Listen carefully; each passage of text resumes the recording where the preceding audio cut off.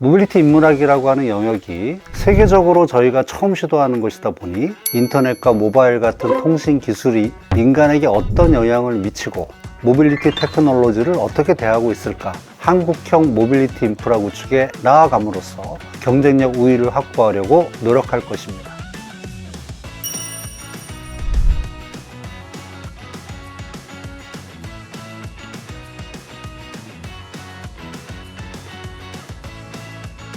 안녕하세요. 저는 동료들과 함께 모빌리티 인문학을 국내외에 처음으로 제안하여 연구하고 있으며 아젠다의 확산을 위해서 국제적인 플랫폼, 연구 플랫폼을 구축하고 있는 건국대학교 교수 신인섭입니다.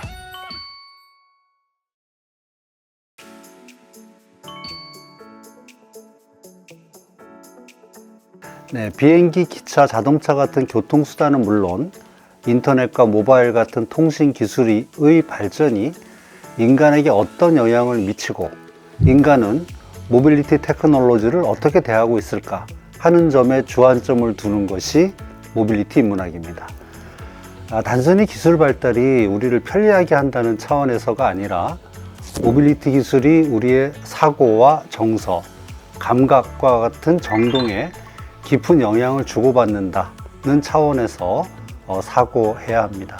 저는 스타벅스의 드라이브 스루를 처음 이용했을 때 굉장히 긴장했던 기억이 있습니다.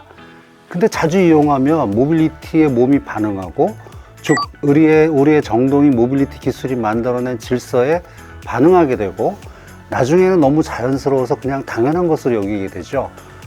그런데 누구에게나 자연스러운 것이 다른 어떤 사람은 상상조차 못하는 그런 경우가 있지 않겠습니까?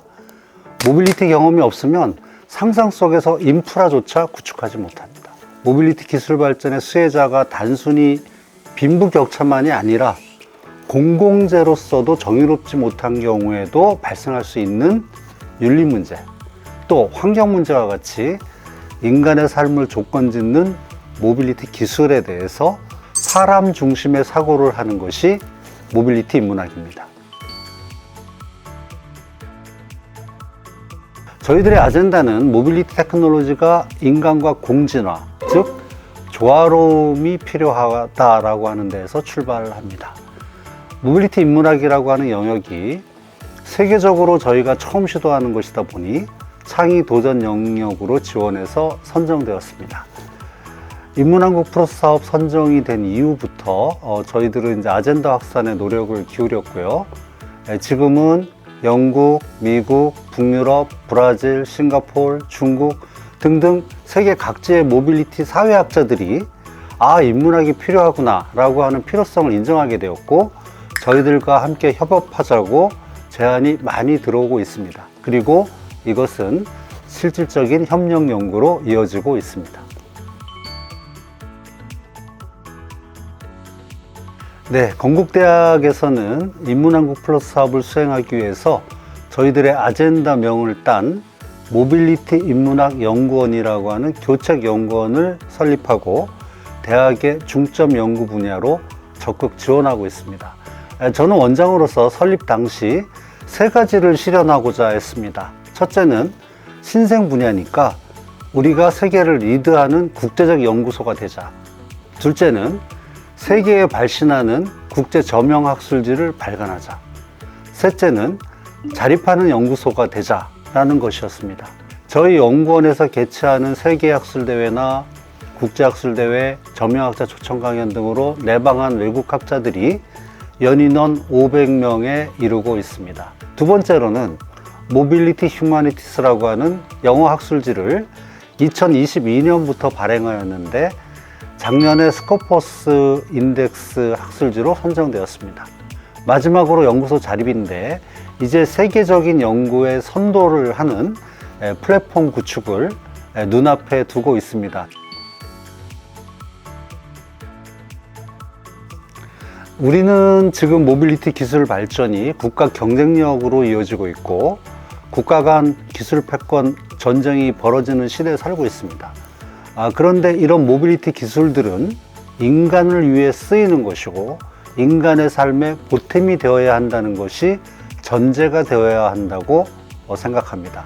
예컨대 드론 기술은 인간을 항공 택시처럼 이동을 편리하게 한다고 하는 행복한 꿈도 있지만 현실에서는 대량 살상 무기로 동원되는 사례도 있습니다. 자본과 노동의 지구적 이동은 지역 공동체를 파괴하는 등 세계 각 지역이 예측하지 못했던 수많은 난제들을 유발하고 있고, 환경 오염물질의 지구적 순환은 기후변화의 주요 요인으로 지적받고 있습니다. 게다가 세계 곳곳에 존재하는 난민의 사례에서도 확인할 수 있듯이 오늘날에는 이동 가능성을 통제하는 테크놀로지야말로 인간의 생사 여탈권을 쥐고 있는 진정한 권력처럼 보이기도 합니다. 해결해야 할 난제가 정말 산적한 상황입니다. 저희들은 인간과 테크놀로지의 공진화라고 하는 개념을 도입하고 있는데요. 인간이 기술의 진화에 기여하고 또 기술이 인간의 진화에 기여하는 바로 그런 관계 말이죠. 모빌리티 인문학의 사고는 인간과 기술에 관한 균형 잡힌 시각 위에서 미래를 사유할 수 있게 해줍니다. 우리가 로봇이 인간을 지배하는 비관적 미래 사회를 상상하는 것은 기술의 결정력을 너무 과도하게 강조한 것이고, 반대로 인류가 로봇을 굉장히 편하게 쓰면서 유토피아적인 미래를 과도하게 낙관하는 것은 기술을 철저하게 인간의 종속적인 것으로 파악하는 데 따른 전망입니다. 이때 우리는 모빌리티 테크놀로지와 인간의 삶의 근원적 문제를 파악하려고 합니다. 특히 국가 경쟁력 측면에서 우주 인프라가 매우 중요한데요. 모빌리티 인문학은 기술 발전이 우리의 삶에 어떻게 조화롭게 기여할 수 있으며, 예컨대 테크놀로지의 공정성, 정의로움에 관한 문제들을 다루면서 많은 상상력적인 세계를 구축해서 우리가 세계를 선도할 수 있는 한국형 모빌리티 인프라 구축에 나아감으로써 경쟁력 우위를 확보하려고 노력할 것입니다.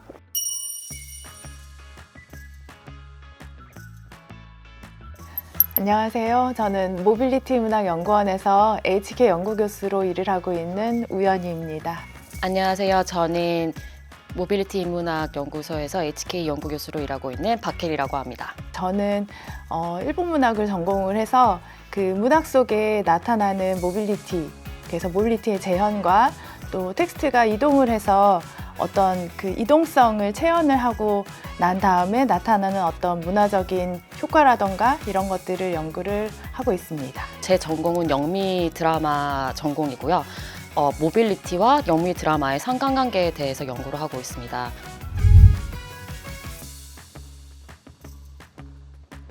저희는 되게 개별적이고 독립적으로 일을 하지만 또 뭐 학술대회나 함께 해야 할 일들이 있으면은 굉장히 협력이 단단하게 이루어진다라는 생각이 들어요. 그래서 그게 저희 연구원이 갖고 있는 어떤 강점이자 특징이 아닐까라고 생각합니다. 학문적인 얘기도 있지만 저희가 학술대회 외에도 뭐 바자회라든지 아니면 나머지 여러 행사들, 인문교양센터나 이런 행사들을 위해서 모여서 아주 학문적인 얘기뿐만 아니라 서스름 없이 각자의 분야에 대해서 얘기를 하면서 이 아젠다 아래 같이 자유롭게 얘기할 수 있는 것이 저희 연구원의 특징이 아닐까 생각합니다.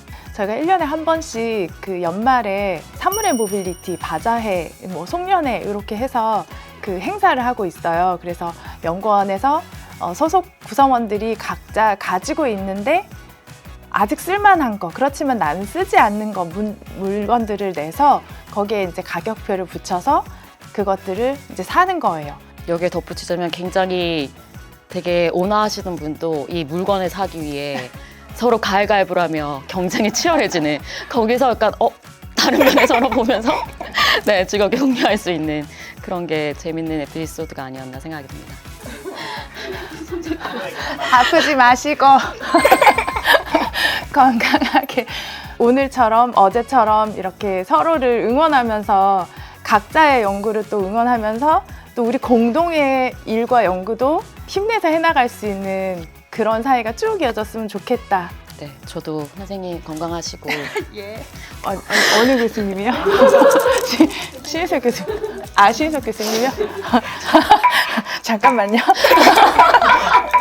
저는 이곳에 와서 사업을 하면서 또 연구를 할 수 있는 그런 장, 그리고 같은 동료 연구자, 그리고 분야가 다른 연구자들과 만나서 이렇게 교류하면서 공부도 하고 일도 할 수 있는 그런 장에 있을 수 있다는 게 굉장히 저는 좋고 또 그런 기회를 주셔서 감사하다는 말씀을 드리고 싶습니다.